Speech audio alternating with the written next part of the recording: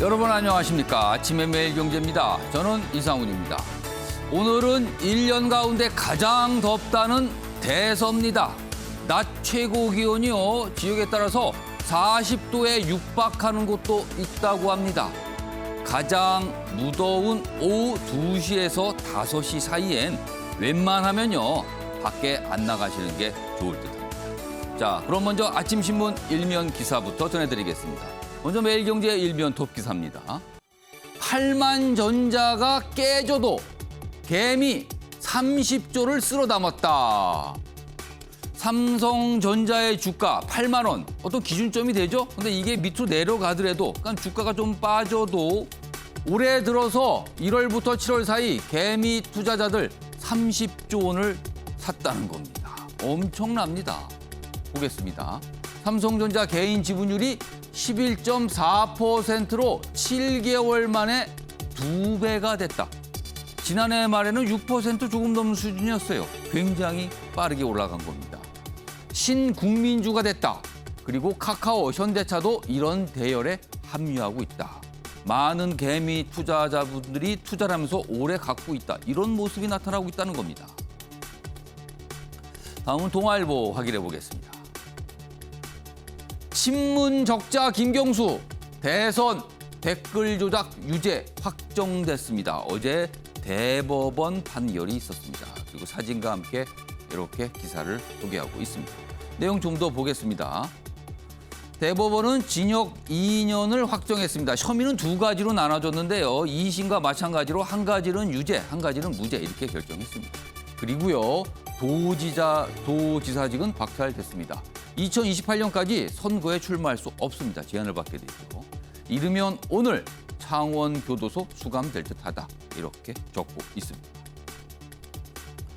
이번엔 서울신문 보겠습니다. 방역 상황입니다. 4단계 연장 불가피하다. 비수도권도 6시 통금 검토한다. 6시 통금은요. 식당 같은 곳에서 2명까지만 만날 수 있다. 이 제한이죠. 오늘도 확진자 최다 기록도 깨질 듯하다. 지금 숫자가 나오고 있는데요. 1,700명은 넘어선 거 아니냐. 1,800명까지 가는 거 아니냐. 이런 얘기 나오고 있습니다. 청해부대 90%, 즉 270명 감염이 확인됐습니다. 전문가들은요. 7월 말 8월 초 위기 올 수 있다. 지금 4단계 가지고는 부족하고요. 여기다가 플러스 알파를 방역 조치로 둬야 된다. 이런 얘기가 지금 나오고 있습니다. 마지막으로 국민일보 확인해 보겠습니다. 자, 지금 계속 뭔가를 제한하는 방역 조치로 가고 있죠. 그리고 확진자 숫자 매일매일 점검하면서 줄이는 쪽으로 가고 있습니다. 그런데요, 이 기사는 근본적인 질문을 던지고 있습니다. 봉쇄 방역 한계다. 현장 목소리 좀 들어달라. 이런 얘기를 적고 있습니다. 거리로 나선 자영업자들의 절규다. 1년 6개월째 규제 대상이다. 마치 죄인이 된 듯하다. 이런 심경들을 밝히고 있고요. 방역 패러다임을요. 지금은 코로나를 억제한다, 없앤다. 이런 쪽이지만 위드 코로나, 코로나와 함께 가는 거 어쩔 수 없다. 다만 치명률을 낮춰보자. 이런 쪽으로 가야 되는 거 아니냐. 이런 얘기를 좀 하고 있습니다. 지금 유럽 국가들 경우는 이른바 위드 코로나 정책으로 가는 듯한 분위기죠. 자, 지금까지 일면기사 짚어봤고요. 오늘도 뉴스의 의미를 깊숙하고 풍부하게 읽어주실 네 분께서 자리하셨습니다. 한 분씩 소개해드리겠습니다. 먼저 윤영걸 전 매경닷컴 대표, 오늘도 화면 가장 맨 왼쪽 자리에 앉아 계십니다. 그리고 그 옆에는 박창한 장한대 교수 나와 계시고요. 세 번째 자리에는 현근택 전 민주당 상근 부대변인 자리하고 계십니다. 그리고 마지막으로 김재섭 전 국민의힘 비상대책위원 나와 계십니다. 안녕하세요.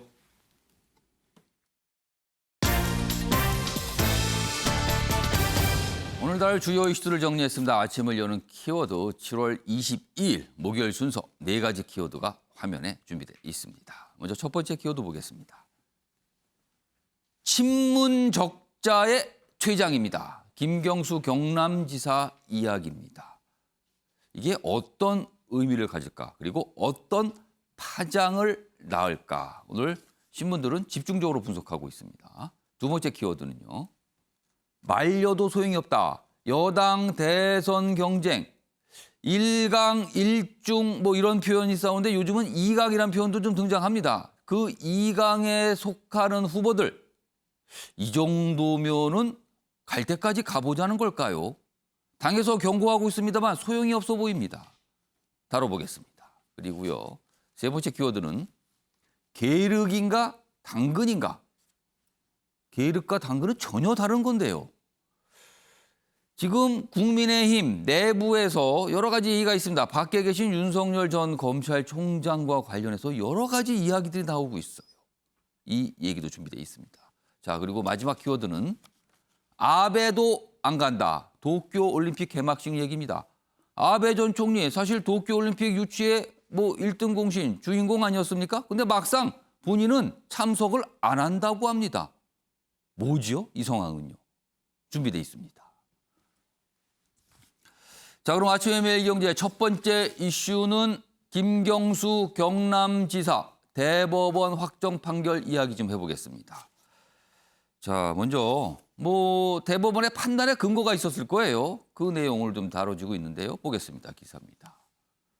대법원 김경수 댓글 조작 묵인을 인정했다. 그러면서 뭐 공범 뭐 이런 표현을 씁니다. 킹크랩 시연 참관이 운명 갈랐다. 대법원에서 이런 걸 다 인정했다는 거죠. 좀 더 보겠습니다. 유죄 판단 근거는 무엇일까? 여기 보면 공모 관련 핵심 쟁점이 몇 가지 있었는데 2심 판단을 그대로 받아들인 겁니다. 그리고요, 뭐 김경수 최후 진술서를 통해 법 동선 입증 증거를 외면했다. 그러면서 뭐 영수증 얘기 그동안 굉장히 쟁점이 있었죠. 그리고 주소지 인근 창원교도소에 다시 수감될 듯하다. 이렇게 좀 적혀 있습니다. 자, 그럼요. 어제 김경수 지사의 이야기 그리고 뭐 특검 측 그리고 변호인 측의 이야기 영상으로 묶었습니다. 보시죠. 대법원이 내린 판결에 따라 제가 감내해야 될 몫은 온전히 감당하겠습니다. 하지만 법정을 통한 진실 찾기가 벽에 막혔다고 그렇다고 진실이 바뀔 수는 없습니다. 저희 결백과 진실을 밝히기 위한 노력은 여기서 멈추지만 무엇이 진실인지 그 최종적인 판단은 이제 국민들의 몫으로 넘겨드려야 될 것 같습니다. 이 사건은 어느 특정인에 대한 처벌의 의미보다는 정치인이 사조직을 이용하여 인터넷 여론 조작 행위를 관여하여 선거운동에 관여한 책임에 대한 단죄이며 앞으로 선거를 치르는 분들이 공정한 선거를 치르라는 경종이라고 생각합니다. 우리 형사사법의 역사에도 어쩌면 오점으로 남지 않을까라는 염려를 하게 됩니다. 재심은 다 법률에 요건이 있기 때문에 그 요건 충족 여부 이런 것들은 뭐 김경수 지사님과 상의를 해서 검토는 해볼 생각입니다. 자, 현근택 전 부대변인, 저 변호사시니까요. 이런 법률적인 좀 설명 좀 해주세요. 그동안 김경수 지사가 보석으로 석방된 상태에 있었죠. 그런데 대법원 확정 판결, 징역 2전이 확정됐습니다. 그렇다면 이제 수감을 해야 되는데 수감 절차는 앞으로 어떻게 진행이 되는 거며. 그리고 지금 변호인 쪽에서 재심 얘기를 잠깐 꺼냈어요. 자, 재심 청구가 가능한 사항인지 그리고 그럼 어떤 절차가 진행되는지 이것 좀 설명해 주시죠.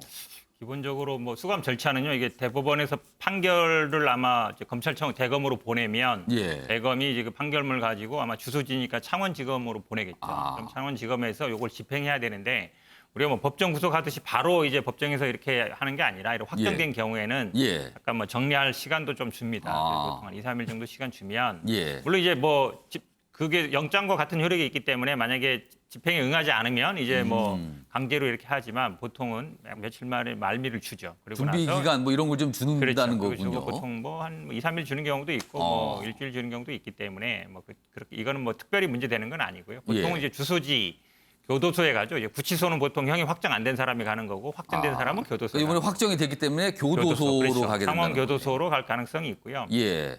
재심 얘기는 제가 보기에는 아직 조금 이른 것 같아요. 재심이 되려면 사유가 있어야 되거든요. 예를 예. 들어서 그 증언한 사람 지금 이제 아마 킹크랩 시연을 봤다라든지 아니면 그때 있었다라는 증언 같은 게 만약에 그게 위증죄가 확정이 된다든지 아니면 그때 제출한 서류 같은 게 뭐 조작된 게 확정된다든지 아니면 이제까지 발견하지 못했던 아주 명백한 다른 증거가 나온다든지 이런 어떤 게 있어야 되거든요. 재심 사유가 좀 엄격합니다, 되게. 그러면은 지금까지 이 법원의 판단을 바꿀 수 있는 결정적인 다른 증거 뭐 이런 걸 말씀하시는 그렇죠. 거예요? 다른 증거가 있거나 지금 사실은 이제 이 핵심이 되고 있는 킹크랩 시연을 참관했다라는 게 이 경공모 뭐 그 사람들의 증언이잖아요. 예. 그 증언이 예를 들어서 위증죄로 처벌을 받은 경우, 단순히 위증죄로 뭐 혐의가 있다 이 정도가 아니라 위증죄로 확정 판결을 받아야 됩니다. 그러면 이제 결국은 그게 재심 사유가 되는데 그래서 제가 보기에 아직 뭐 재심을 얘기하기는 좀 이른 것 같고요. 아마 근데 뭘 들어서 지금까지 이 사실은 이 닭갈비 영수증 얘기도 나왔던 게 항소심에서 나왔던 얘기거든요. 예. 그다음에 거기 나왔던 게 이제 아마 로그 기록이 아니라 뭐라 그러죠? 구글 맵으로 해서 어쨌든 동선 파악 같은 게 있었는데 그거 말고 이제 뭐 새로운 증거, 지금까지 몰랐던 증거라든지 그런 게 나온다 그러면 다시 또 아마 고민해 볼 수 있을 것 같습니다. 아무튼 법적으로 결정이 됐습니다. 뭐 정치적인 얘기는 할 수 있습니다만 우리나라 사법 체계에서는 유죄가 확정이 된 상황인 거예요, 지금요. 자, 어제 이 결과가 알려진 뒤에 정치권 뭐 여러 가지 반응과 입장들 내놓기도 했습니다. 다음 기사입니다. 야당은요, 문재인 정부 정통성 심각한 의문이다. 그러니까 이 댓글 조작, 이 사건이 대선 때 이뤄졌다는 점을 주목하는 거죠. 2017년 대선과 관련해서. 그러니까 현 정부의 정통성에 문제가 있다. 이렇게 이의 제기를 하고 있습니다. 자, 그러자 여당 2017년 대선 당시 누가 봐도 문재인 대통령의 승리는 예견된 거다. 이걸 가지고 왜 정통성 얘기를 합니까? 이렇게 또 반박을 합니다. 좀 더 보겠습니다. 4년 전 대선 놓고 공방이다. 야권 주자들은요. 여기 보시면 윗선 공범 뭐 이런 얘기도 하고요. 선거 공작의 실체가 드러났다. 이런 얘기도 합니다. 그러나 여권에서는요. 좀 굉장히 좀 뭐랄까요. 내년 대선에 혹시 이게 악재가 되는 거 아닌가 이런 우려를 하면서 왜 문재인 대통령까지 이거를 끌어들이나 이런 얘기를 합니다. 그리고 당시에 보면 불법을 동원할 이유 자체가 없었다. 누가 봐도 승리가 예견됐다. 이런 얘기를 합니다. 그리고 여기 뭐 정통성 얘기를 한 이 부분이 있는데요. 여기입니다. 이 화면 이 사진과 함께 있는 내용을 좀 보겠습니다. 이 가운데입니다. 뭐 여러분이 이런 얘기를 했는데 특히 유승민 전 의원 문재인 정권의 정통성에 심각한 의문을 제기한다. 어제 이런 입장을 내놓기도 했습니다. 이 얘기 좀 해보겠습니다. 먼저 윤영걸 전 대표님. 현 정부의 정통성 타격. 야당에서는 이렇게 주장을 합니다. 이거 문제 있다. 어떻게 보십니까? 뭐 지금 문재인 정권의 임기가 한 10개월 남았기 때문에 뭐 실질적으로 뭐 그거 갖고 뭐 영향을 주거나 그러진 않을 거예요. 실효성 자체는 실효성 없는 자체가 얘기다. 없을 거예요. 하지만은 도덕성에는 큰 타격이 있는 거죠. 예.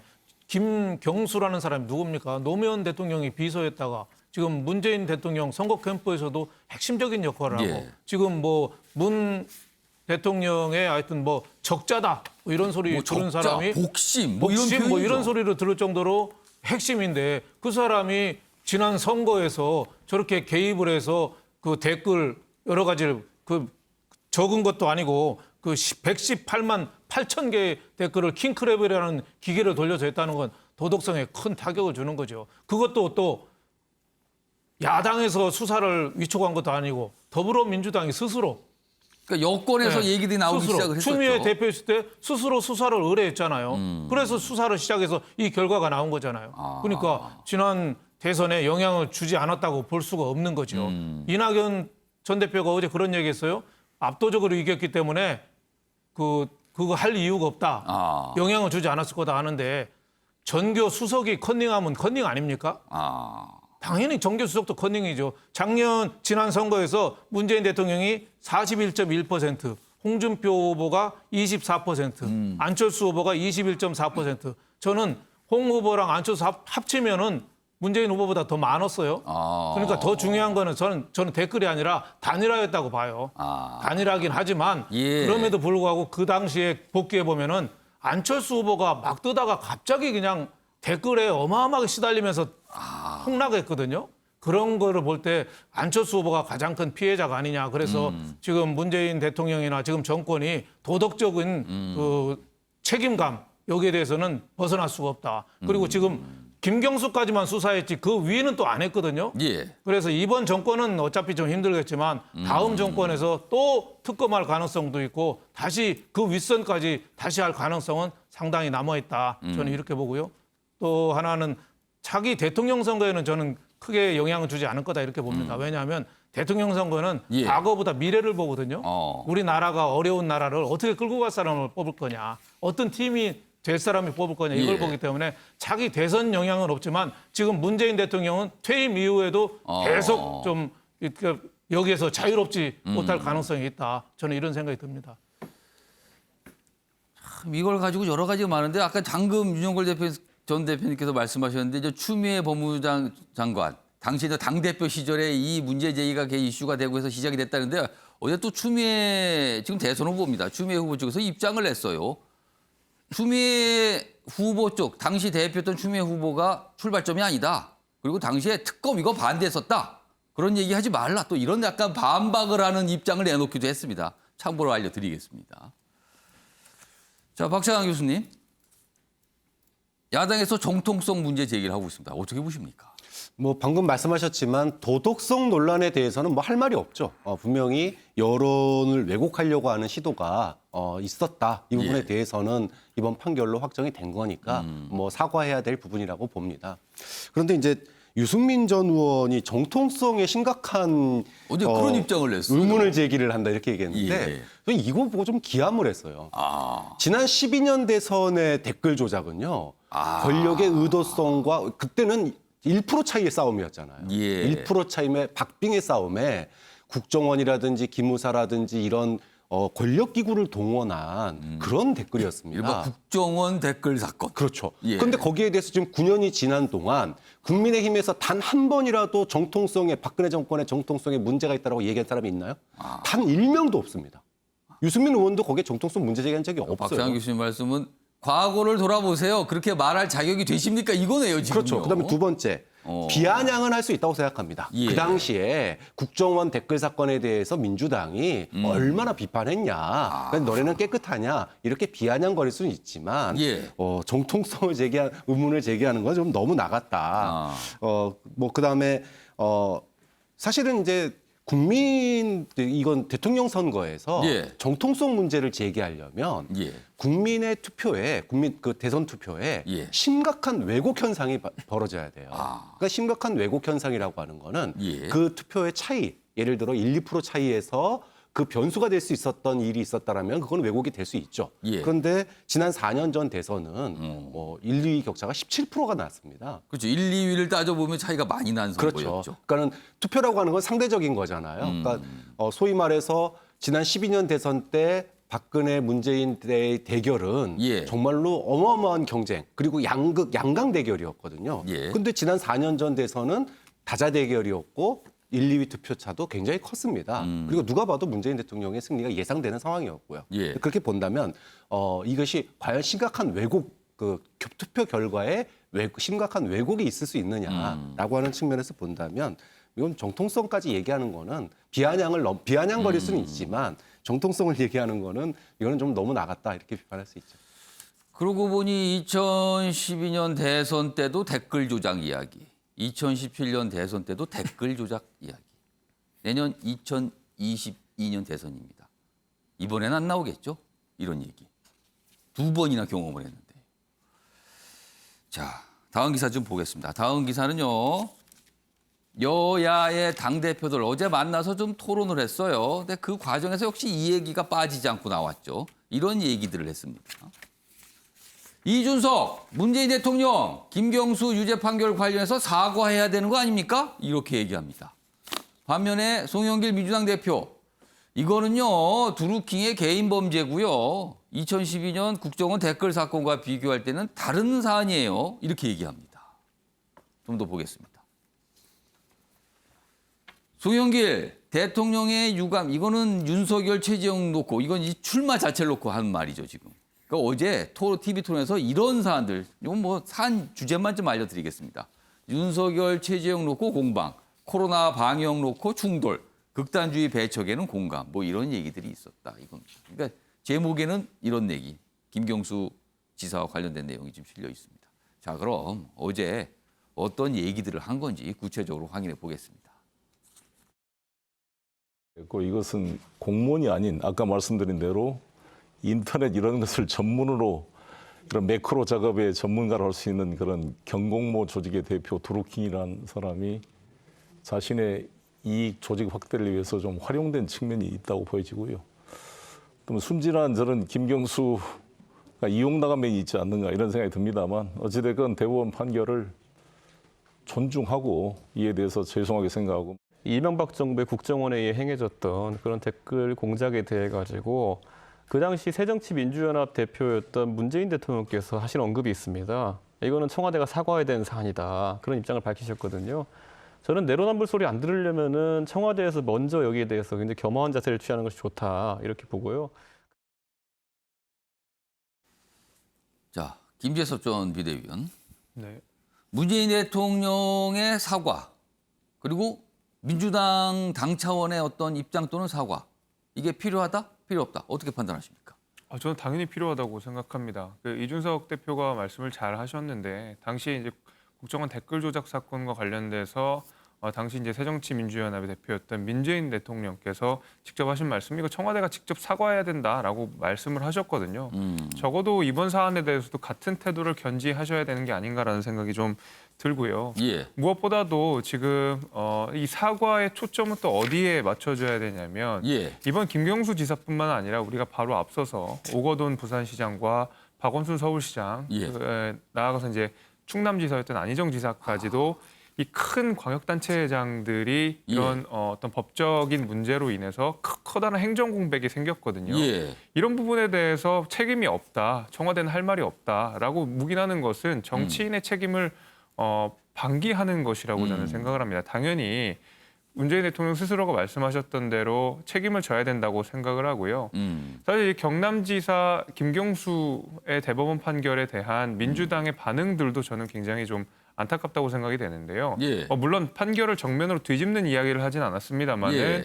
굉장히 판결에 대해서 아쉽다는, 그러니까 존중하지만 아쉽다, 이런 네. 취지의 얘기가 많았죠. 네, 그런 얘기들 많았거든요. 사실 판결을 정면으로 뒤집기는 정치적 부담이 커서 어렵겠지만 예. 사실 이 판결이 마음에 들지 않는다라는 이야기를 명시적으로 다들 하신 거거든요. 예. 근데 이 판결을 마음에 들지 않는다고 말씀하시기에는 말이 안 된다고 생각을 하는 게 결국 지금 있는 이 대법관들을 누가 임명했습니까? 결국 문재인 정부에서 임명하신 분들이거든요. 예. 문재인 정부에서 임명한 대법관들이 내린 유죄 판결에 대해서 이런 여당 의원들이 하나같이 나서서 이 판결에 대해서 유감을 표시한다는 것은 어떤 권력 분립의 기능을 심각하게 훼손할 수 있다라는 우려도 같이 들고 있기 때문에 예. 이런 부분들은 당연히 민주당과 청와대는 나서서 국민들께 설명하고 사죄를 구해야 되는 문제라고 저는 생각합니다.